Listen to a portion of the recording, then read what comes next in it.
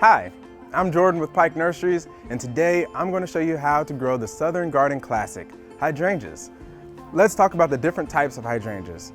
Mophead is the most popular type of hydrangea in the garden and are typically blue or pink. They prefer full to partial shade. The Endless Summer series of hydrangeas are the most popular Mophead Hydrangea with the globe-shaped blooms. Lace cap hydrangeas are similar to Mophead hydrangeas, but instead of the round flower clusters, these types produce flower heads that look like flat caps with frilly edges. Endless Summer Twist and Shout and Let's Dance Starlight are two popular lace cap varieties. Plant these types in partial shade. Arborescens hydrangeas have very large white flower heads that have similar shape as the Mophead types.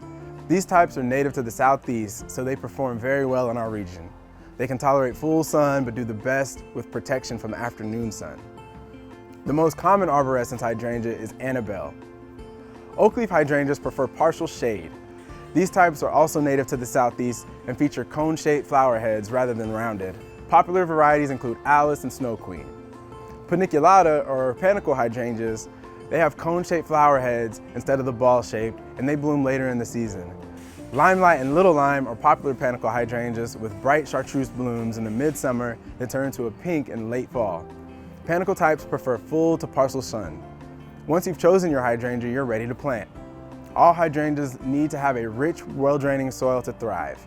If you have clay or sandy soil, you'll want to amend your soil before planting. We recommend our Pike planting mix, and you mix that 50-50 with the native dirt, and that will improve the aeration in the drainage and also provide nutrients. Many hydrangeas can also be planted in large pots. You'll use the Pike potting soil for all your container plants, including shrubs. Add a handful of organic starter fertilizer like Dr. Earth Root Zone to help with the root development and help the shrub establish quickly. Now let's talk about watering. Even though hydrangeas require more water than some other shrubs, they don't like to be overwatered. It's best to have lightly moist soil but not wet. Newly planted hydrangeas may need watering 2 to 3 times a week, while established hydrangeas can get by with a once-a-week drink. We recommend using a drip irrigation system or a soaker hose connected to a faucet timer to make supplemental watering easier and more efficient. If your hydrangeas start to wilt or droop, that's the sign that they need more water. Hydrangeas don't need much fertilizer. Feed them once a year in spring with a slow-release all-purpose fertilizer like Espoma Plant Tone. Or if you want to make certain hydrangeas more blue or purple, use acidic food like Dr. Earth Acid Lovers Fertilizer. That's right, some hydrangea blooms can change color. Specifically, mophead and lace cap types with blue or pink flowers can change bloom color based on the acidity of the soil.